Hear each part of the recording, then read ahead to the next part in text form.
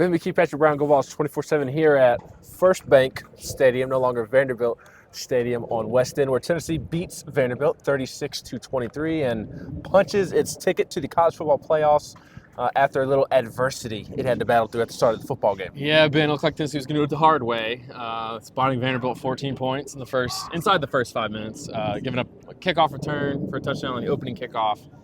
2 plays in, fumble, touchdown the other way. It's 14-0 before.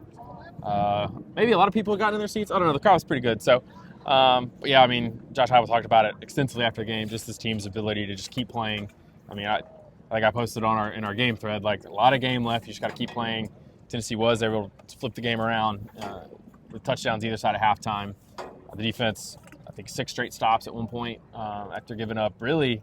And they gave a touchdown on a short field, and then they gave a field goal drive, and then they didn't really give anything up until the fourth quarter. So they did a great job on Diego Pavia, and then Nico Iamaleava and his what was left of his receiving core was able to get the job done on offense. And Dylan Sampson set the single-season rushing record, and I think they had over 500 yards of offense. So this probably goes down as one of their best games of the season on offense. And all of that, I think just shows that this team just had sort of what it needed to get over the line and get to, as Heupel called it, the new season, the next season. Now you're in the playoff, and you're going to be one of 12 teams playing for the national title.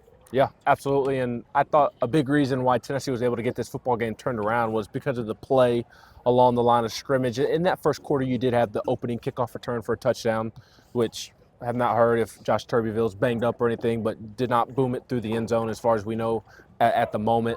Vanderbilt gets all the momentum it needs off of that play. And then 2 plays later, Dylan Sampson's second carry of the game, he fumbles. And Vanderbilt's up 14-0, and those were the 2 big plays that obviously led to the early lead for Vanderbilt. But within that first quarter, both lines of scrimmages for Tennessee I felt was getting pushed around.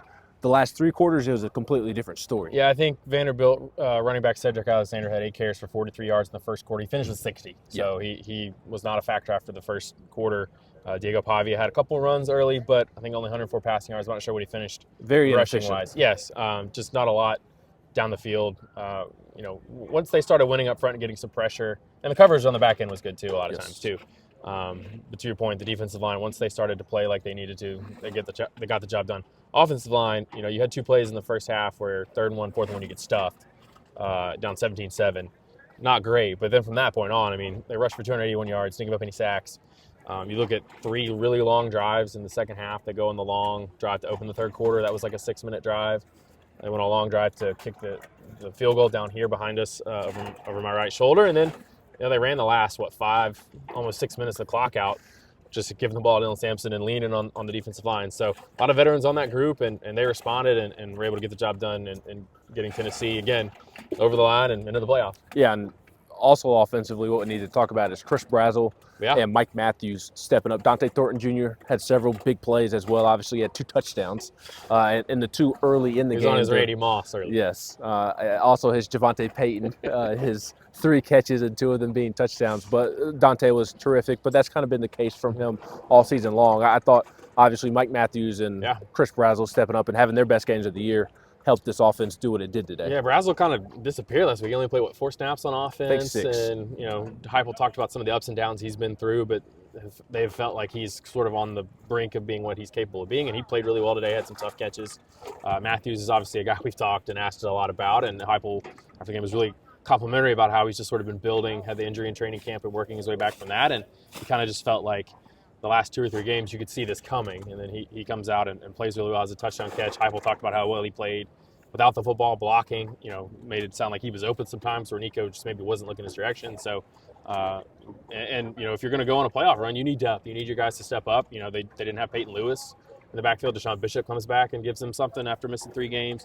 Edwin Spillman hadn't played since Oklahoma. He played a lot at linebacker. So, those guys at receiver really stepped up, and Nico was very complimentary of those guys, and without Brew McCoy too. So, those guys stepped up when they had to and got the job done. Yeah, and also got a couple of big plays from the tight ends as well. Miles Kitzelman with a big touchdown toe tap catch in the back of the end zone. Lastly, we mentioned Tennessee punching its ticket into the playoffs. We'll see who they play, where they play. We know it's December 20th, 21st. Yeah. So we know when it'll possibly be played. But at the end of the day, there's a lot of chaos in college football right now, and Tennessee without it being officially official, is officially in the playoffs. Yeah, they with the flash the graphic, I was 97% in. I don't know what the other 3% would be. Yeah, I need somebody to explain that I think to I me. wrote that it would be something borderline corrupt if they didn't get in. Would be. And obviously, Heupel talked about just the ruggedness of the SEC and getting through it at 10-2. This is the second 10-2 regular season in 3 years for this program. So let's also keep that in mind. But it's a new season now. Everybody's going to be 0-0. This was basically a playoff game for Tennessee. They handled it that they've handled being in the playoff race down the stretch here this month, and now they get some time off to heal, which they need. They got some guys beat up. Dylan Sampson came straight from the treatment room with his new record, single season rushing record, and they've got some time to get healthy. They'll see where they're at, and they'll go play. Yep, Tennessee's in the dance. That's all you can ask for at this point. Been a bit of a roller coaster at times this season, but you mentioned it, another 10-win season, 2 in 3 years. That is not too shabby, and you get to also go to the playoffs in the first ever 12-team edition. So another great football season for Josh Heupel on Rocky Top. We'll certainly have all the coverage you need at GoVols247.com in the wake of the win over Vanderbilt and upcoming signing day next week. Wednesday. And then Wednesday, that's right. And then get ready for a playoff game. So everything you need Tennessee Vols is at GoVols247.com. We've got a nice sale going on right now. We do 75% off an annual subscription that is good through Monday. So if you're late, don't miss out. If you need a Christmas present, good Black Friday deal. I think it's like $25 for the entire year. It's a steal. Pretty good deal right there. I'd say so myself. He's Patrick Brown and Ben McKee.